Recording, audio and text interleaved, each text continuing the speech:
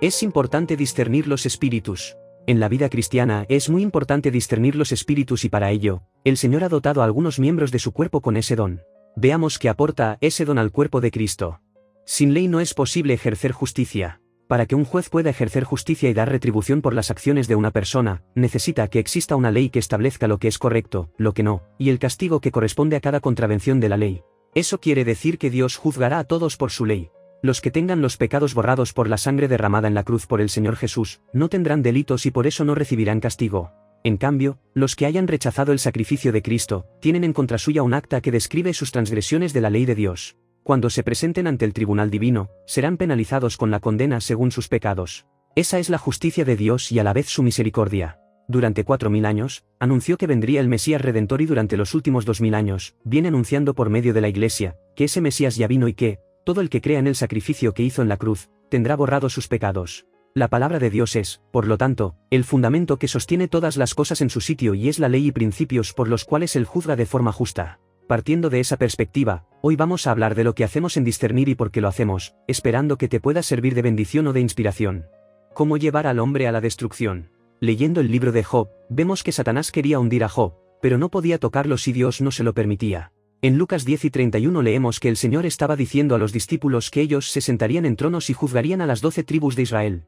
Acto seguido les dice también que Satanás había pedido permiso para zarandearlos, pero el Señor oró para que su fe no faltara. Es decir, Satanás quiere destruirnos, pero no puede tocarnos porque el Señor no se lo permite, siempre que estemos dentro de su palabra. ¿Qué hace pues? Como es mentiroso y padre de la mentira, tal como nos dijo el Señor Jesús, Satanás usa la mentira para llevar a las personas a pecar.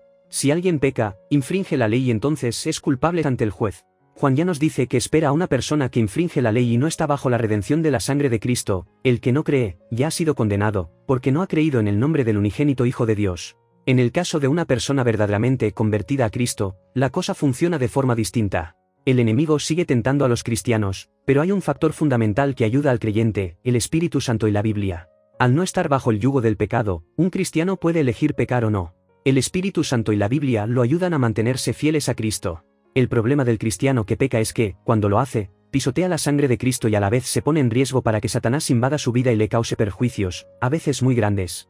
Discernir los espíritus. Considerando lo anterior, podemos entender mejor la importancia del don de discernimiento de espíritus. En 1 Crónicas 12 a 32 leemos que de los hijos de Isacar, había 200 principales, entendidos en los tiempos, y que sabían lo que Israel debía hacer, cuyo dicho seguían todos sus hermanos. Tanto el Señor Jesús como los discípulos nos hablaron mucho sobre la importancia de discernir los tiempos y de entender lo que hace el enemigo para no caer en sus trampas. Puesto que el enemigo no cesa en su obra de tratar de inducirnos a pecar, debemos conocer sus planes y actuaciones para guardarnos de darle oportunidad de devastar nuestra vida. También es importante entender el tiempo en el que estamos con relación al calendario de Dios. El templo de Jerusalén fue destruido y el pueblo disperso a causa de no conocer el tiempo de su visitación, en palabras del mismo Señor Jesús. Muchos que se dicen cristianos, serán sorprendidos por hechos escatológicos por descuidar la necesidad de velar en cuanto a lo que el Señor está haciendo.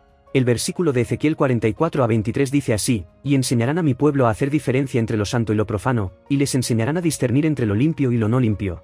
Ese es el trabajo al que estamos llamados en discernir, a fin de contribuir en la edificación del cuerpo de Cristo. El Espíritu Santo y la asna.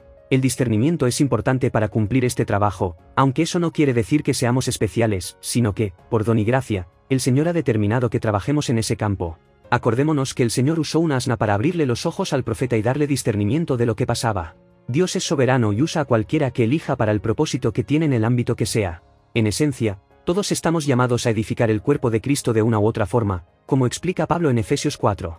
Por lo tanto, no miremos tanto al mensajero, sino que prestemos atención al mensaje. Tiempos peligrosos. Vivimos tiempos muy peligrosos y por ello, es importante ese discernimiento de los tiempos y de los espíritus que actúan en medio de la humanidad para devastar todo y llevar a la gente a la perdición eterna. El hecho de que seamos creyentes no nos inmuniza contra la mentira que permea toda la sociedad todo el tiempo. El engaño prolifera por todas las camadas de la sociedad y todos los estamentos de la organización humana.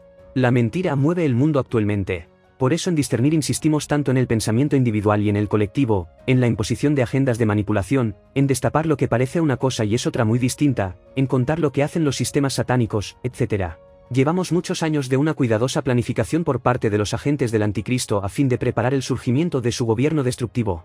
La Biblia dice que su gobierno será con gran poder y señales y prodigios mentirosos. 2 Tesalonicenses 2 a 9. No debemos sobreestimar a Satanás, pero tampoco subestimarlo. Por eso es necesario que en el cuerpo de Cristo nos alertemos sobre sus artimañas para engañarnos. Embrujo del mal. Según nuestra experiencia, cuando compartimos conocimiento sobre la obra de Satanás, muchos se sienten atraídos por una especie de embrujo.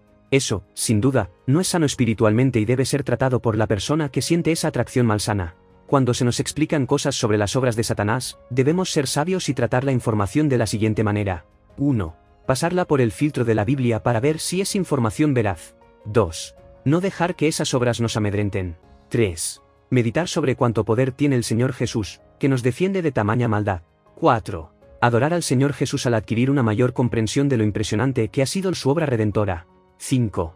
Edificar nuestra fe en las promesas y el cuidado del Señor Jesús sobre nuestras vidas. Conocer las obras de Satanás bajo esas premisas, nos permite también darle su debido lugar en nuestras vidas. Por un lado, pasamos a tener mayor comprensión del mal y por lo tanto, apreciamos más el ser prudentes por un lado, y más fieles a Dios por el otro. Cuando entendemos mejor el poder y fidelidad del Señor Jesús, sabemos que, aunque tengamos que ser muy prudentes en cuanto a Satanás y su poder de engaño, también tenemos la palabra de Dios y el Espíritu Santo para darnos discernimiento, y lo valoramos mucho más. Esperamos que este pequeño vídeo te ayude a entender mejor el trabajo que se hace en discernir y con qué enfoque se hace. Esperamos que te sirva de bendición y edificación de tu fe y relación con el Señor Jesús, el bendito Cordero Redentor.